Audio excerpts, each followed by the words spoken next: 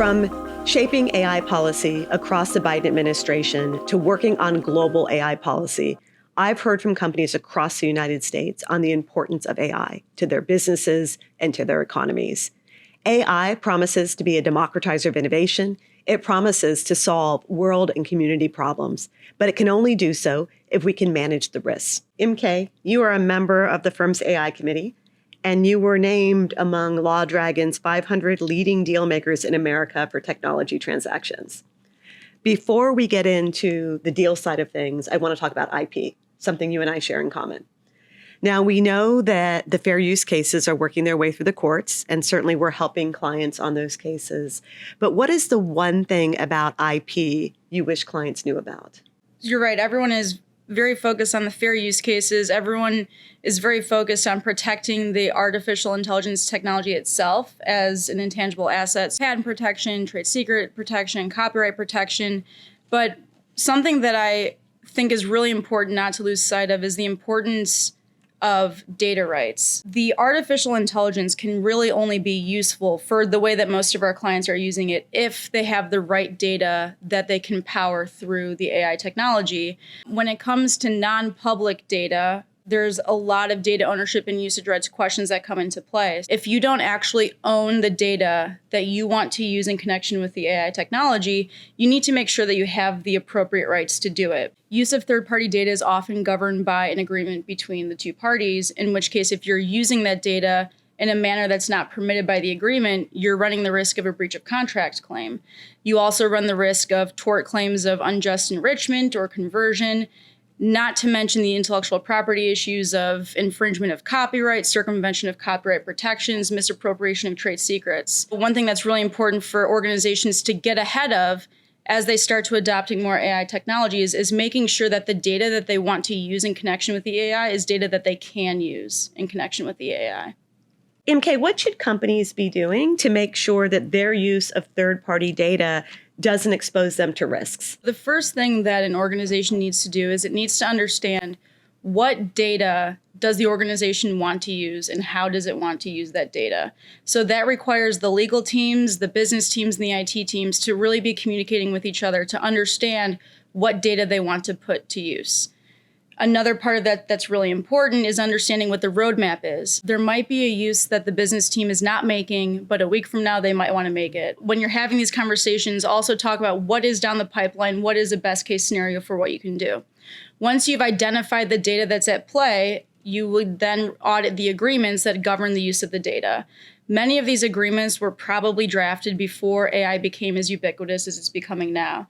And so it's a challenge reviewing these agreements because they might have been drafted without really considering this technology in particular. Some of these agreements will still have very clear provisions about what you can and cannot do in connection with that data, but in other ones, it'll be a little bit more complicated. There might be a conflict between the IP license and the confidentiality provisions. Once you've done that audit of the agreements, then you can understand what agreements do we need to revisit.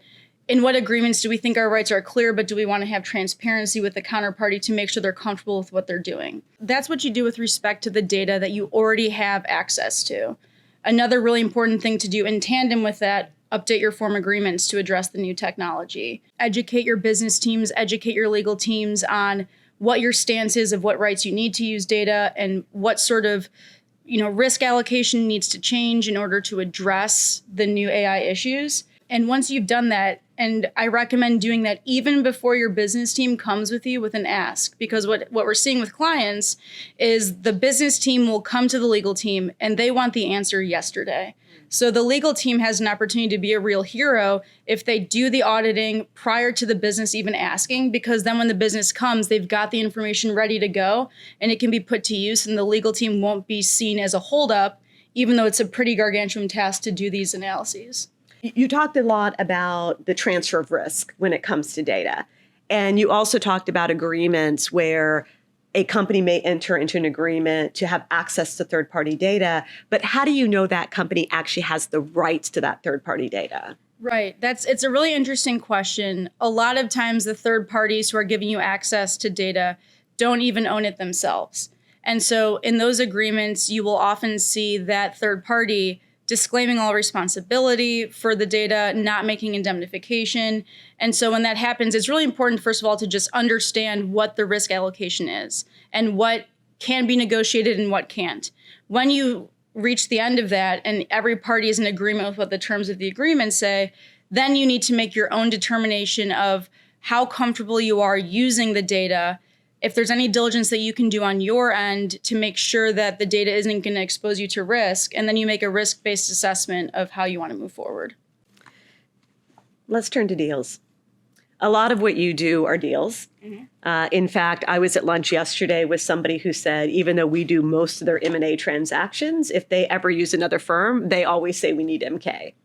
Tell us why. What do you do on deals? So on the transaction front, something that the artificial intelligence sort of question has raised is a value proposition. And, the specialist team is often analyzing the target to assess risk, to understand, what they own and things of that nature. But it's really as the company exists at that moment. A lot of our clients are buying companies that aren't as sophisticated as they are in how they're using artificial intelligence. So there could be a target company that is sitting on a treasure trove of data that they're not using because they simply just don't have the wherewithal to use it. And so something that we've been doing in our diligence for the clients where that's really important is getting a handle on potential for what can be done with some of these intangible assets that the target owns that they're not using. And it's a really great value add because it allows my clients' business teams to know right at closing, what can we do right away versus what do we need to fix? So it's been a really exciting part of the transaction process because it's really empowering the business teams to move forward. Are there any other ways that you're seeing AI come up in your transactions? If you are sell side and you're using AI or you're building proprietary AI, it's very similar to what we were seeing in privacy. So there's these regulations that are being passed that are going to go into effect after the closing. And so especially with respect to these state-specific laws, at the time of the transaction, the law may not apply, but it will apply shortly thereafter. So if you want to be a really attractive sell-side opportunity, planning for those, even though they don't impact you right away, to show the buy-side company that you're sophisticated, that you're basically setting them up for success when they buy your company, is really helpful. On the buy side, if you are buying a target company and you're a private equity firm and you're planning on selling in 3 to 5 years, you need to make sure that you're going through the steps needed to make yourself attractive sell side. So again, with the artificial intelligence analysis, it's not only where do things stand right now, but what should we be doing now at the diligence stage or at the transaction stage to address things that are coming down the pipeline in the future. How do you anticipate things changing over time? Are things going to stay the same, evolve? I would say that every single company is going to be using artificial intelligence.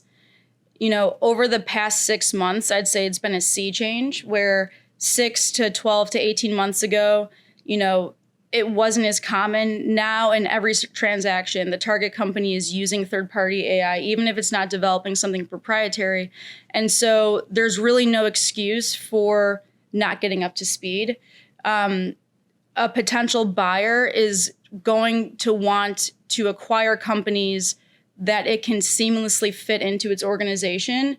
And if you represent a lot of risk from an AI standpoint, or if your employees are using AI and you don't even know what they're using, if you don't have governance in place, if you're just not on top of it, they might say this is way more trouble than it's worth, even though otherwise this would be a really attractive business, and they might pass. So everybody just needs to get up to speed on AI, even if it's just understanding what data they own or have access to, because everybody cares now. And how does what's happening in the Trump administration play into this? We saw that the Trump administration revoked the Biden executive order on AI. And recently we saw some affirmative policy on AI coming out of the Trump administration, including administering things within the administration and identifying high-risk areas like healthcare. Mm-hmm. How does that play into the advice that you're giving? Yeah, we're very closely monitoring these high-risk applications. one of the things that's been really fun about working with the artificial intelligence is that it really implicates every specialist group. So more than ever, I'm working with our international trade team because there's so much going on now with the Trump administration, with their focus on things outside the US. All the different specialist groups are really closely monitoring how artificial intelligence impacts what they do. And we're all coordinating together to make sure that as things are changing on a daily, sometimes hourly basis, we're taking that into account in all of our counseling work and all of the deal work that we're doing, and also what is likely to happen down the line so that we're at least prepared for things as they continue to move at a very rapid pace. You mentioned AI governance. How important is AI governance? It's extremely important. When we're doing diligence on a target, if they answer the question, are you using AI?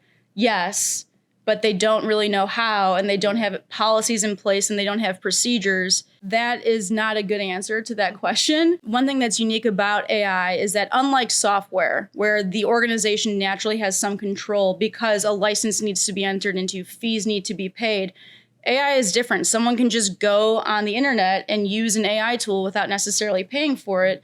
They can be exposing their organization to a lot of risk.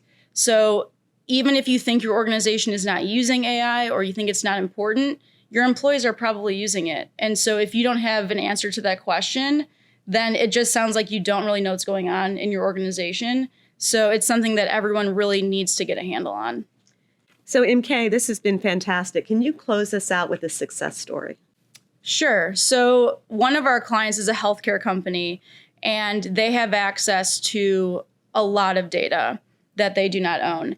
And we've been working really closely with them to sort of get them up to speed on AI, and their business teams really want to do things, and we're helping empower them to use technology to help their customers.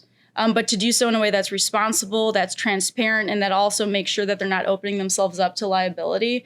So that's been a really rewarding experience for me because they're very complicated agreements. They're very detailed. Some of them are very old, but we're really helping move the organization into the next phase because every company is becoming a technology company. So that's been a great success story just because we're able to empower them to do the things they want to do to help their customers. One last piece of advice? I would say don't get too stressed out about everything that's going on in the news. Don't get too anxious about artificial intelligence because I think a lot of people get concerned, am I falling behind? I think it's just really important to embrace AI and try to find ways to let it help you because it can be really helpful and it can make your lives a lot better. So you just heard from Katherine Kulback at Winston & Strong. Thank you for your time today. Thank you.